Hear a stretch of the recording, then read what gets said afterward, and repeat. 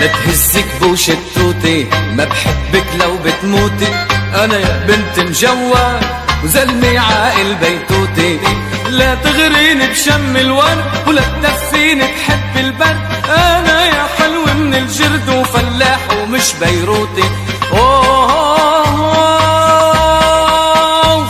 فلاح ومش بيروتي. البنت اللي بتحب الشد ما بتوقف له بنص الدرب.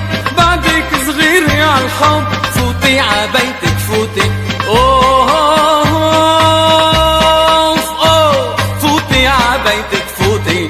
بيتي بالضيعة هادي وبكرة عالضيعة غادي. اللي معود عالزوادي ما بيشبع من بسكوتي. ما بيشبع من بسكوتي. زي الأدلة اللي بتطلع على اليوتيوب، هذا فيديو مفبرك، شوف هنا في عتمة وهناك في ضوء وفي هناك إشي على الحيط بتحرك وهذا خيال وهذا ممثل متخبي ومقالة متخبي ورا. والشغلات اللي من هذا النوع هاي كلها أمور واهية ضعيفة لا تصلح للاستخدام بالمحكمة. لا يصلح. لماذا لا يصلح؟ هل هو رجس من عمل الشيطان؟ حرمنا شربة سيجارة، هجرنا كل النصارى. يا قاطع الراس وينك؟ يا قاطع الراس وينك؟ فرحان فجر بشدة مع الرسول تغدى. يا قاطع الراس وينك؟ يا قاطع الراس وينك؟ محمد الموسى رجل يعني بغض النظر عن الخلفية تبعته اللي بكاد أجزم أنه معظم الناس في الرأي العام تجهلها. طيب، محمد الموسى رجل يعني بغض النظر عن الخلفية تبعته اللي بكاد أجزم أنه معظم الناس في الرأي العام تجهلها. بكاد أجزم أنه معظم الناس في الرأي العام تجهلها. خلفيته بمعنى نفسية هذا الزلمة، هل هو زلمة أزعر ولا زلمة طيب؟ المنظر ما بحكم، يعني ما بتستطيع تحكم أنت من شكل الشخص.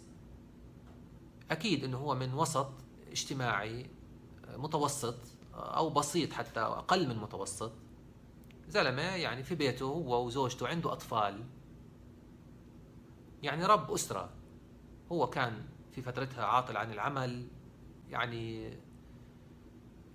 يعني صاروا يحكوا الناس انه هو هرب من شغله. بكاد اجزم انه معظم الناس في الرأي العام تجهلها.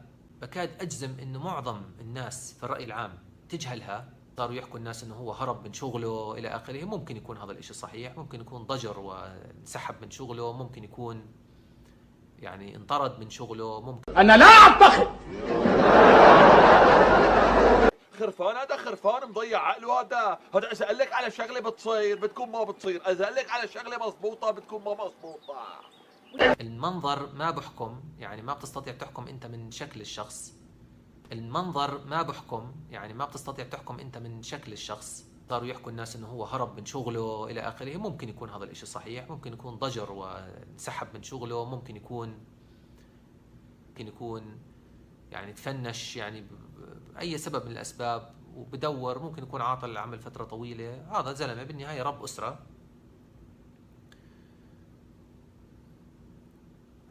يعني تحركاته بالعادة بتكون في مناطق معينة في المجتمع، زي مثلا قهوة معينة، مطعم معين. ما بروح على ليفل عالي، ما بروح ياكل. ما عمره محمد الموسى دخل على مطعم راقي وتعشى هو ومرته ودفعوا $200 مثلا $300 وروحوا. ما بيعرف هذا الحياة، هذا النوع، هذا المستوى من الحياة، لانه الهام من رب العالمين. المنظر ما بحكم، يعني ما بتستطيع تحكم انت من شكل الشخص.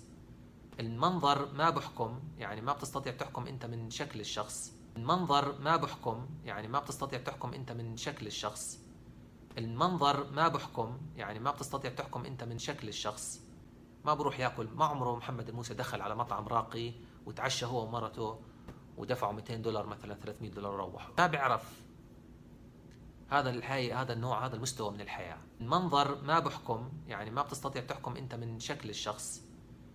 المنظر ما بحكم، يعني ما بتستطيع تحكم انت من شكل الشخص. فرحان فجر